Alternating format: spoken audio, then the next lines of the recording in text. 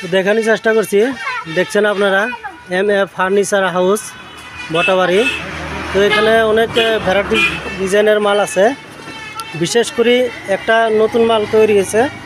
তো আপনারা দেখতে পাচ্ছেন, এটা নাম কি? মসজিদের মেম্বার চেয়ার। দেখতেই পাচ্ছেন, দেখতে অনেক সুন্দর ইনশাআল্লাহ। তো এটা দাম কত হবে ভাই? 35,000 টাকা হবো। 35,000। মসজিদ 35,000। তো আপনারা দেখতে পাচ্ছেন 35,000।